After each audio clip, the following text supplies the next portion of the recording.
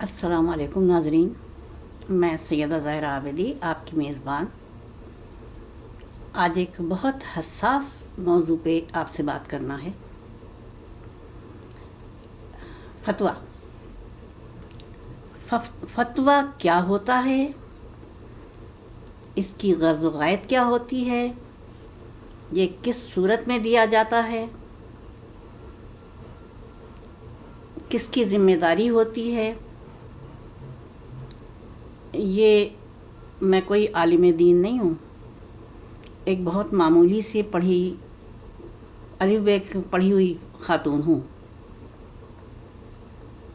لیکن جب میں نے تاریخ کی اسٹڈی کی، برصغیر میں مسلمانوں کی پسماندگی کے اسباب، تب مجھے احساس ہوا کہ برصغیر کے مسلمانوں کو پسماندہ رکھنے میں ایک فتوے نے کس طرح سے کام کیا۔ آج میں پہلا فتویٰ بتاؤں گی کہ جب انگریز آ گیا ہندوستان میں، تب وہاں پر اس وقت کے جو مفتی تھے، انہوں نے فتویٰ دیا کہ اب ہندوستان جو ہے رہنے کے قابل نہیں ہے مسلمانوں کے لیے، یہاں سے کوچ کر جانا ہے مسلمان ملک کو۔ اب پورا برصغیر تھا، اس وقت پاکستان تو بنا نہیں تھا، تو نگاہ انتخاب جو جا کے ٹھہری مسلمانوں کے لیے، وہ افغانستان ٹھہری۔ اب ایک یہ چیز آپ خود بھی جانتے ہوں گے کہ پہاڑی علاقوں کے لوگوں کی بود و باش الگ ہوتی ہے، ان کے جسموں کی ساخت جو ہوتی ہے وہ سخت موسم کو برداشت کرنے کی اہلیت رکھتی ہے، جبکہ میدانی علاقوں کے لوگ جسمانی طور سے اتنے مضبوط نہیں ہوتے ہیں۔ لیکن بہرحال فتویٰ آ گیا تھا کہ نکلنا ہے۔ چنانچہ جب فتویٰ آیا تو ان کے مفتی صاحب کے 25,000 فالوورز، 25,000 خاندانوں نے، فالوورز تو زیادہ ہوں گے، 25,000 نے ان کو فالو کیا فتوے کو، اور ہندوستان میں اپنی جائیدادیں بیچیں، گھر بیچے اور کھیت کھلیان بیچے، سامان بیچا، اور 25,000 یہ خاندان بیل گاڑیوں پہ افغانستان کی طرف روانہ ہوئے۔ اب ذرا تصور کیجئے بیل گاڑیوں کا نظام کیا ہوتا ہے چلنے کا، اور وہ کتنے دن میں پہنچے ہوں گے۔ جب یہ چلا تھا قافلہ تو موسم سازگار تھا۔ افغانستان کی سرحد آتے آتے، ظاہر بیل گاڑیاں تھیں، کوئی ریل گاڑی تو نہیں تھی نا، افغانستان کی سرحد آتے آتے یہ بیمار ہونے لگا قافلے کے لوگ، اور ہوا یہ کہ جب یہ بالکل افغانستان کی سرحد کے قریب پہنچ گئے تو افغانستان کی حکومت کو پتہ چلا کہ اتنی تعداد میں مہاجرین ان کے ملک کی سرحد پہ موجود ہوئے ہیں، تو انہوں نے حکومت وقت نے افغانستان کی سرحد پر پہرا بٹھا دیا کہ کوئی مہاجر داخل نہ ہونے پائے۔ اب دیکھیے، چلے تھے تو سفر آسان تھا، موسم مہربان تھا، اب سردی کا موسم تھا، برف باری تھی، اور اشیاء خورد و نوش بھی ختم ہونے کے قریب تھیں۔ نتیجہ یہ ہوا، دیکھیے میں یہ اپنے اس سے میں نہیں کہہ رہی ہوں کہ کیا ہوا اور کیا نہیں ہوا، بلکہ یہ تاریخ پڑھیے تاکہ آپ کو خود پتہ چلے۔ قافلے کے لوگ مرتے گئے، یہاں تک کہ جب قافلے کے بچے کھچے لوگ واپس پہنچے تو چند ہزار بھی نہیں، چند 100 خاندان رہ گئے تھے، جو زیادہ سخت جان ہوں گے وہ بچ گئے ہوں گے بیچارے۔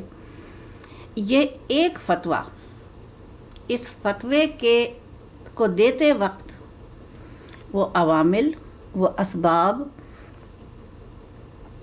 وہ تاریخی حقائق کچھ بھی نہیں دیکھا گیا۔ کیا ہوگا، کیسے نکلیں گے، کیسے جائیں گے.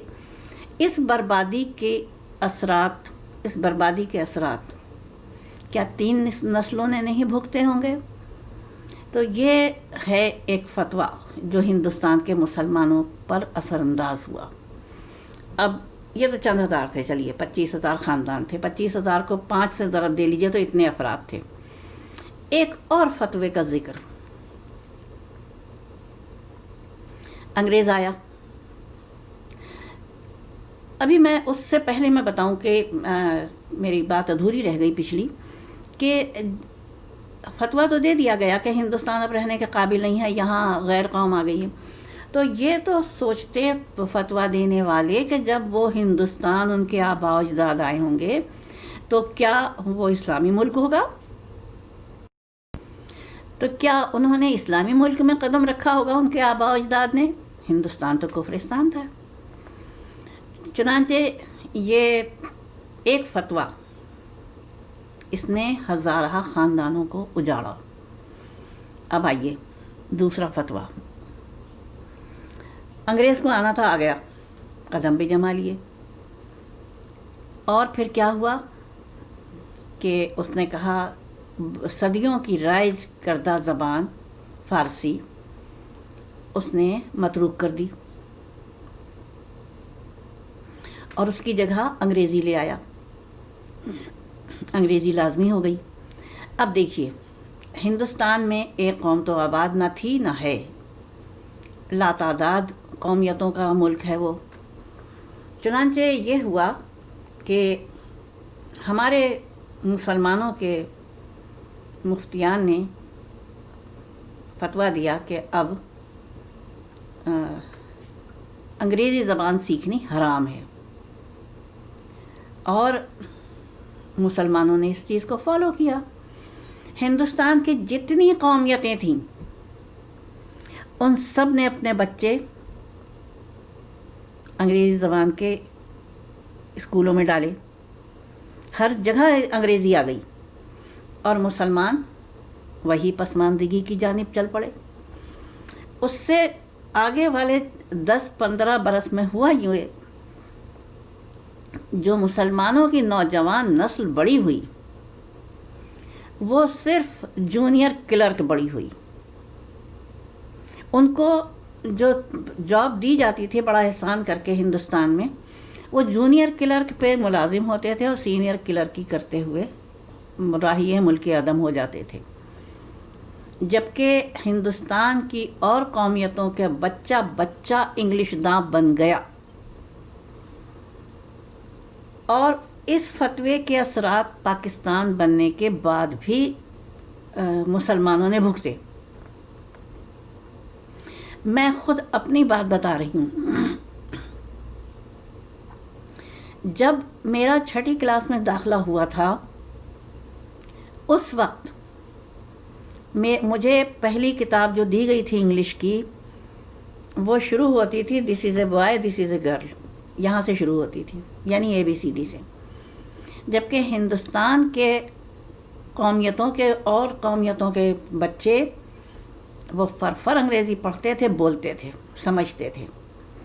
اور پاکستان آ کے بھی وہ چیز نہیں ہوئی، بچے سنبھل نہیں پائے، وہ نسل سنبھل نہیں پائی. آج تک اس کے اثرات چل رہے ہیں اس فتوے کے کہ انگریزی تعلیم حرام ہے.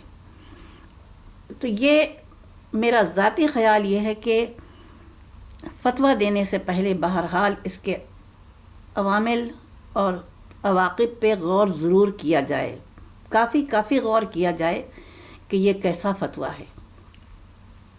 اب آئیے ایک اور فتوے کی جانب آتی ہوں میں. یہ فتویٰ جب داعش کے دہشت گردوں کو تازہ دم کرنے کی ضرورت ہوئی تو اس وقت فتویٰ نکالا گیا کہ تمام دنیا سے ان کے لیے بیویاں چاہیے. اچھا، اب ان بیویوں میں وہ عورتیں بھی شامل تھیں جنہوں نے اپنے شوہروں سے طلاق نہیں لی اور اپنے بال بچوں کو لیا اور داعشی دہشت گردوں کی بیویاں بننے کو روانہ ہو گئیں. یہ آج کا المیہ ہے. لا تعداد لڑکیاں، سینکڑوں کی تعداد میں لڑکیاں. اور دیکھیے کہ وہاں جا کے کیا ہوا.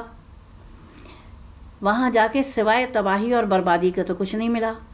آج بھی وہاں کے ایک کیمپ ہے، شام کی حکومت نے جو کیمپ بنایا ہے داعشی لوگوں کے لیے، اس میں 7,000 یا اس سے اوپر خواتین، لڑکیاں اور وہ معصوم بچے ہیں جن کو اپنے باپ کا پتہ بھی نہیں ہے،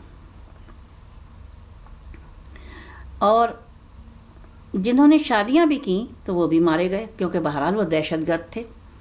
شادیاں تو 1% ہی نے کی ہوں گی. اس کے بعد جب ان کو پیسے کی ضرورت ہوئی تو انہوں نے انہی لڑکیوں کو بازار میں لا کے بٹھایا، منڈی لگائی. یہ سب موجود ہے یوٹیوب پر. ایک لڑکی بیچاری اپنے بچے کو لے کے بیٹھی ہوئی تھی، گود میں بچہ تھا اور اس کی بولی لگ رہی تھی. اب مجمع میں سے کوئی آگے نہیں آیا اس کی بولی لگانے کو، کیونکہ گود میں بچہ تھا. اب جب یہ خواتین اور لڑکیاں، جو ایک تو وہ ہیں جو ان کو جانے کے راستے نہیں ملے، ان کی حکومتوں نے قبول کرنے سے انکار کر دیا. پاکستان میں جو لوگ جو گئیں، وہ جو آ بھی گئی ہیں، وہ ان کے شوہروں نے قبول کرنے سے انکار کر دیا، طلاقیں دے دیں. کوئی بھائی کے پاس رہ رہی ہے، کوئی اور کہیں پناہ لیے ہوئے ہے بال بچوں کے ساتھ. تو یہ ہے فتوے کا کرشمہ کہ داعشی جنت ملے گی، آ جاؤ. ان کو بھی جنت ملے گی جن کی بیویاں بنو گی، اور تم کو بھی ملے گی اس خدمت کے عوض. کہاں کا نکاح، کہاں کا بیاہ. اور آج دیکھیے کہ وہ معصوم بچے جو اس دنیا میں آ چکے ہیں، ان کا کیا قصور ہے؟ فتویٰ دینے والے محترم نے یہ نہیں سوچا کہ ایسا بھی ہوگا، ایسا بھی ہو سکتا ہے، تاریخ کا ورق ایسے جلدی سے پلٹ سکتا ہے. نہیں سوچا ہوگا. بس آج کا تھا ان کے سامنے، آج تھا، آج کا منظرنامہ تھا. یہاں تک کہ پاکستان میں تو اتنی درماندہ صورتحال تھی کہ ایک بڑے ادارے، دینی اسکول کی سربراہ، ان کے یہاں داعشی خلیفہ آ کے ٹھہرا اور ان کے شوہر تبلیغ پہ گئے ہوئے تھے. دیکھیے تبلیغ بڑی پیاری چیز ہے، لیکن ذرا سا دیکھ لیا جائے کہ گھر میں جوان بیوی ہے، پیچھے سے کیا ہوگا. اب وہ خلیفہ آ کے ٹھہرا، اور جب وہ خلیفہ چلا گیا، جتنے دن تبلیغ پہ رہے وہ صاحب، خلیفہ ان کے گھر میں مہمان بن کے رہا. جب خلیفہ چلا گیا تو انہوں نے خود اپنی زبان سے کہا کہ میری بیوی خلیفہ سے بغیر دوپٹے، بال کھول کے اسکائپ پہ بات کرتی تھی. مجھے ایک آدھ دفعہ برا لگا، لیکن پھر میں نے کہا کہ خلیفہ سے بات کرتی ہے. آپ دیکھیے شرع گئی کہاں گئی، شرع نے نقاب اوڑھ لی. خلیفہ سے بات کرنا جائز ہے. عقل سو جاتی ہے، معوف ہو جاتی ہے، کچھ نہیں سوچتے، خدا کو نہیں سوچتے، خدا کے رسول کے احکامات کو نہیں سوچتے ہم. یہ اس ایک فتوے نے ساری دنیا کی لڑکیوں کو، ان لڑکیوں کو جو کہ عقل و خرد سے سوچنے کی صلاحیت نہیں رکھتی تھیں، وہ بال بچے والی تھیں یا کنواری تھیں، ان کا انجام کیا ہوا؟ ان کی منڈی لگائی گئی. جنہوں نے انکار کیا ان کو زنجیروں سے باندھ کے مارا گیا. زنجیروں سے باندھ کے تو وہ لائی گئی تھی بازار میں فروخت کے لیے. جو کہنا نہیں مان رہی تھی اس کو زنجیروں سے ہی مارتے تھے. اور بک گئی، وہ کہاں گئیں کچھ پتہ نہیں ہے. تو خدا را اگر فتویٰ کوئی آتا بھی ہے تو آپ اپنی عقل سلیم سے سوچئے. آپ اشرف المخلوقات ہیں. سوچئے کہ یہ فتویٰ ہم نے اگر اس کو فالو کیا تو ہمارا انجام کیا ہوگا. ہم صحیح راستے پہ چلیں گے یا ہمارے لیے جہنم کا گڑھا ہوگا. یہ ایک بدترین چیز ہے کہ انسان عقل و خرد سے نہ سوچے، صرف سطحی انداز سے سوچے. میری کوئی بات بری لگی ہو کسی کو بھی تو میں دست بستہ معافی چاہتی ہوں، اور اس کے ساتھ میں اپنی پوسٹ تمام کرتی ہوں. خدا حافظ و ناصر.